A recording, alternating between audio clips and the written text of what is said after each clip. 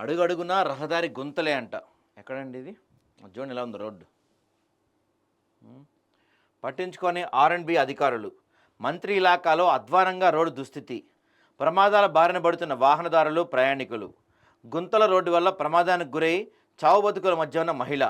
ఇంకా ఎంతమంది ప్రాణాలు పోతే రోడ్డు మరమ్మతులు చేస్తారు? మఠంపల్లి.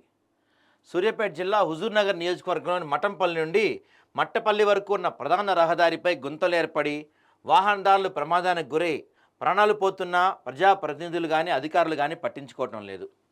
ద్విచక్ర వాహనదారులు అనేకసార్లు గుంతలు కనిపించక కింద పడి గాయాల పాలైన సందర్భాలు ఉన్నాయి.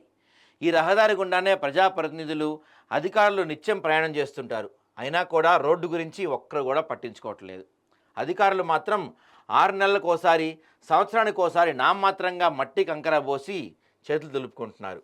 అది వారం కాకముందే రోడ్డు గుంతలమయంగా మారి ప్రయాణికులకు, వాహనదారులకు పెద్ద సమస్యగా మారుతుంది. మంత్రి ఉత్తమ్ కుమార్ నియోజకవర్గంలో రోడ్ల పరిస్థితి ఇలా ఉంటే ఇంకా రాష్ట్రమంతా ఎలాంటి రోడ్లు ఉంటాయో అర్థం చేసుకోవచ్చు. మఠంపల్లి నుండి పెద్దవీడు, మట్టపల్లి వరకు ఉన్న రోడ్లు, గుంతలు మరీ అధ్వానంగా తయారయ్యాయి.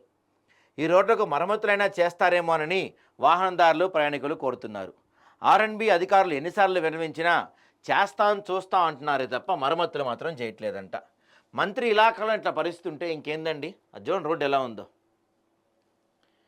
ఈ కారణంగా గుగులోతు శ్రీదేవి భర్త రంగారావు రోడ్డుపై ఉన్న గుంతల కారణంగా ద్విచక్ర వాహనం నుండి కింద పడి చావు బతుకుల మధ్య ఖమ్మం హాస్పిటల్లో చికిత్స పొందుతుంది. ఇలా ఇంకా ఎంతోమంది ప్రాణాల మీదకి వస్తే కానీ అధికారులు స్పందించరా? ఇకనైనా ఆర్ఎండ్బి అధికారులు నిద్రమత్తు నుంచి లేచి పెద్దవీడు నుండి మట్టపల్లి వరకు ఉన్న గుంతల రోడ్లు మరమ్మతులు చేసి రోడ్లు బాగు చేయించాలని, అదేవిధంగా స్థానిక నాయకులు, మంత్రి దృష్టికి తీసుకెళ్లి రోడ్డు మరమ్మతులు వెంటనే చేయించాలని వాహనదారులు, ప్రయాణికులు, ప్రజలు కోరుతున్నారు. మరి ఇప్పటికైనా చేస్తారు. నేనేమంటున్నాడు ఆర్ఎండ్బి ఆయన ఏమంటాడంటే రోడ్లు బాగోన్నమాట వాస్తవమే, కానీ హుజూర్ నగర్ నుంచి మట్టపల్లి వరకు రోడ్డు నిర్మాణ పనులకు 80 కోట్లు మంజూరయ్యాయి. త్వరలో పనులు మొదలు పెడతారంట. ఎప్పుడు మొదలు పెడతారండి పనులు? మీరు ఆ 80 కోట్లు మీరు తినేసిన తర్వాత మొదలు పెడతారా?